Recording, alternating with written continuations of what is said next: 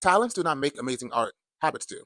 And if you want to become a Picasso in any field, dance, music, photography, writing, then you need to be building artistic habits now. Stay to the end of this video. You're going to learn 3 amazing tips to build strong artistic habits and become a Picasso of your own life. So many artists who wait for inspiration to strike. We tell ourselves that amazing lie, oh, I'll create when I'm inspired. There is no create when you're inspired. You must turn creation into a habit. You must show up and dedicate yourself to your art if you want to make something beautiful, okay? Because when you have that amazing idea, you aren't going to know how to implement it. You're not going to know how to act on it because you haven't built a discipline. You haven't built a habit of creating. And I know when I say discipline, people get scared, but it's something that's soft. It's something easy. And a habit is something that is not scary, but it should be beautiful. It should make you happy. It should make you joyous. You should reframe your life to think, I get to make art. I get to turn it into a habit. Not I have to, but I get to. When you reframe it in your mind, it makes you realize how grateful you are to be in this position, to be making art, and to have a creative spirit in the first place. Some people don't. So stop waiting for inspiration and instead let's start creating on autopilot. The first step to building strong creative habits is by anchoring to stuff that you already do, right? Our life is already filled with habits. We wake up, that's a habit. We go to sleep, that's a habit. We brush our teeth, that's a habit. We eat, that's a habit. We take showers, that's a habit, right? So take the habits that you already built into your life and build an artistic habit on top of that. So say, hey, after I shower, why don't we spend 15 minutes drawing? Say, hey, after I eat breakfast, why don't I take 25 minutes to just work on my song ideas?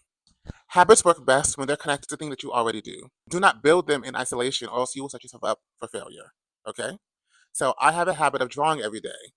Drawing is my skill that I'm not very good at. And so I said, if I'm going to get good at it, I should be doing it regularly. And so after my daily meditation, what do? I set time to draw a page. Something silly, something fun. I doodle, but I set up time and I attach to something that I'm already doing, which is my meditation. So that way I don't forget. Easy, right? Speaking of easy, that is step 2, okay? You have to make the habits easy. People hear discipline, they get scared. They're afraid they don't have willpower. But you must build the schedule so that way it accounts for you at your weakest and at your strongest. The way that you do that? Simple. If your goal is to write a novel, you don't start with writing 100 pages. You start with writing 1 page. You start with showing up for just 25 minutes a day. The novel will be finished eventually, okay? When you focus on a minimal viable product that you can do daily, it makes it so much less pressure. And you feel better too. Because you could say, hey, I did 25 minutes of writing today. Hey, I did 25 minutes of photography today. Hey, I spent 15 minutes drawing today. And over time, it compounds, it builds, and you become better and better. And you might not always see the gains, but after a while, you'll feel them. I had big dreams, and so my habits had to be big too. But that wasn't the way to do it because I would burn myself out and it wasn't sustainable. I sustained myself by making my habits minimal and viable, okay? I just have to edit 1 photo a day. Do I have 200 photos to edit? Yes. Is that scary and intimidating? Yes. But if I just do 1 photo a day, it breaks it up and makes it less scary. And most importantly, I almost always will edit more than 1 photo. But once you edit the first photo, you feel like, oh, it's so much better. I feel so much easier. Let me do another one. I have time. I can make some time. It's really that simple. The third and final step to building strong artistic habits is to track, celebrate, and repeat. Okay? You must track your habits. Because they are in habits, you might feel like, oh, it's not doing much, it's not doing anything. But if you track your habits, you'll be able to see, oh my God, I did this for a month. I've done this for 2 months. When you track your habits, you're able to look back and say, wow, look at how things have improved. Look at how things have gone. And most importantly, celebrate your habits. Okay? Start small and say, hey, I just want to draw every day for a week. When the end of the week happens, celebrate. Say, hey, I'm a photographer and I want to be a better photographer. So I'm going to make a habit of taking 1 photo a day for 30 days. Celebrate at the end of those 30 days. Give yourself praise for staying consistent, for showing up for yourself, and for wanting something more. It's that simple. There are plenty of things on the market you could do. There are plenty of ways you can track.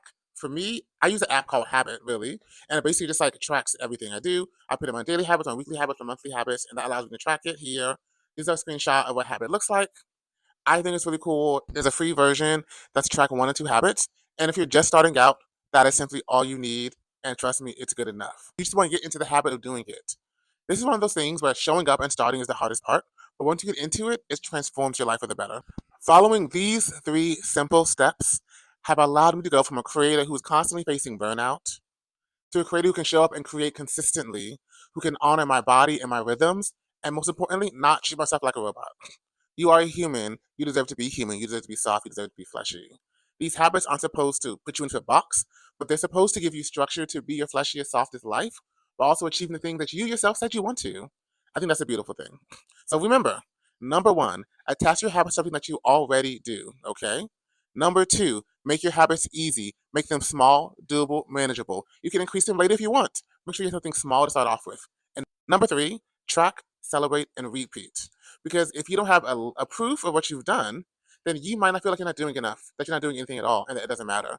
So you have to show yourself, no, what I've done matters, what I've done adds up, and it's beautiful. Welcome to another beautiful installment of the Habit of Art with Samantha Divanan, where I help you become a better artist by building stronger habits, by connecting to your deeper creative self, and as you follow me on my creative journey. I'm so excited. I have some updates about my short film coming soon. I am just so happy. Thank you.